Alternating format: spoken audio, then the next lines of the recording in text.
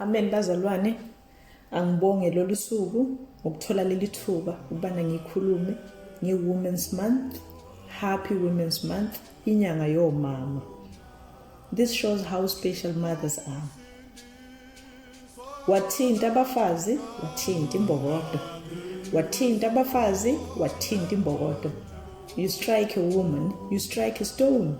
You strike a woman, you strike a stone. Asibeni izimbokodo ngazo zonke izikhathi. Not because it's a woman's month. Asibeni omama abanenhlonipho. Omama abazihloniphayo ngazo zonke izikhathi. Do not be imbokodo when it suits you. Masibheka incwadi lana, i-1 Corinthians 11 verse 12.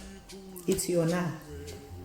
Although the first woman came from men, every other man was born from a woman, and everything comes from God. Ngokuba njengalokho owesifazane evela endodeni, kanjalo nendoda ivela ngowesifazane. Kepha konke kuvela ngoThixo.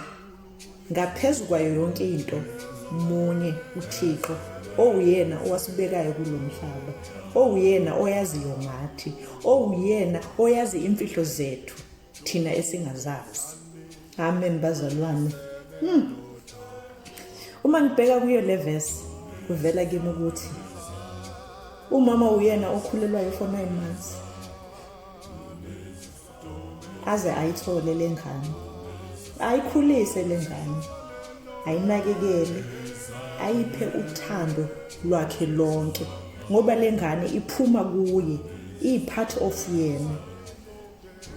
Ithi noma lengane igula ebusuku, uyavuka lo mama, uyayisa kubodokotela, uyayitholela usizo, iziphile lengane, ikhule, ngoba ikhulela ngaphansi kwalolu thando lukamama.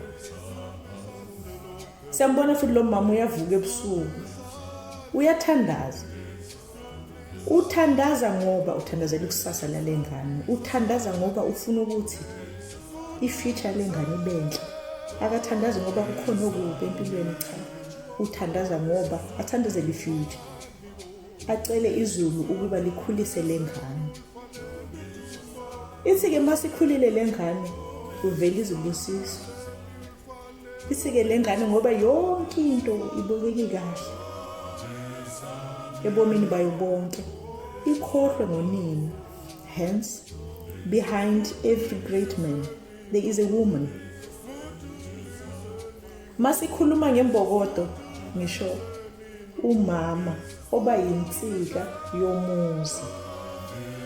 To be imbokodo means the strongest pillar of the house, the thread that sews family together, the engineer of the future.